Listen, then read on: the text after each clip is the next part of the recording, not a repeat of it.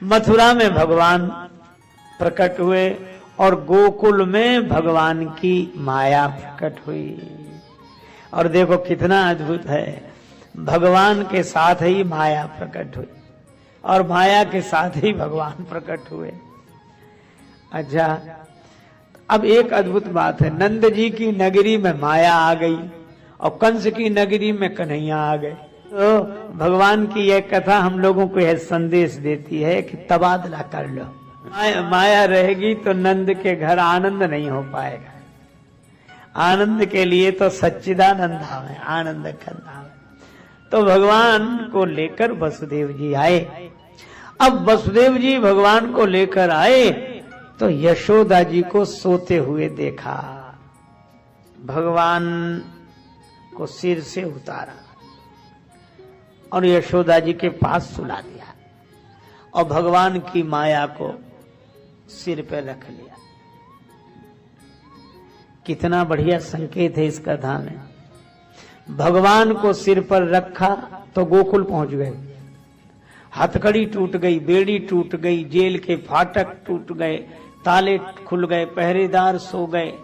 केवल एक काम करने से, भगवान को सिर पर रखा था, एक ही साधे सब साधे। और भगवान की माया को सिर पर रखा, फिर मथुरा में आ गए, फिर हथकड़ी, फिर बेड़ी, फिर फाटक बंद, ताले लग गए, पहरेदार जग गए।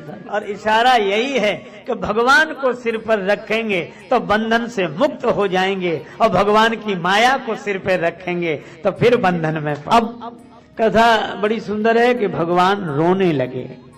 भगवान को रोना आ गया, श्री कृष्ण रोने लगे। अच्छा, क्यों रोना आया भगवान को?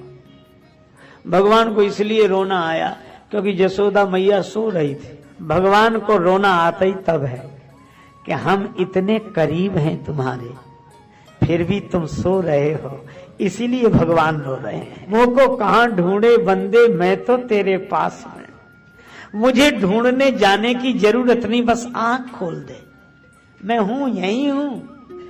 अच्छा, एक अद्भुत बात है, इसी को श्री कबीरदास जी कहते हैं, घूंघट के पट खोल। ये नेत्र बंद हैं। अच्छा, नेत्र खुल जाए तो भगवान कहीं दूर हैं। असल में ये जितने महापुरुष हुए, संत जन हुए, गुरुजन हुए, ये भगवान को लाकर नहीं देते हैं, ये तो आंखों का इलाज करते हैं, वो तो मिले ही हुए हैं, वो तो है ही। अच्छा, उसी बिस्तर पर है, उसी सैया पर है, जहां मैया है वहीं कन्हैया है, लेकिन मैया आंख बंद की है। अच्छा, तो भगवान को रोना आ ही जाएगा कि हम इतने पास तो भी तुम आंख बंद किए हो, आंख खोल कर देखो, हम तुम्हारे पास हैं, घूंघट के पट खोल। अच्छा, तो भगवान को इस बात पे तो रोना आया, लेकिन रोने का एक और कारण, क्या? यह भगवान की कृपालुता है। भगवान कहते हैं कि सोया हुआ जीव अगर जाग जाए तो हम तो रोने के लिए भी तैयार हैं। अगर तुम सोना छोड़ सको तो हम रोना भी स्वीकार कर लें।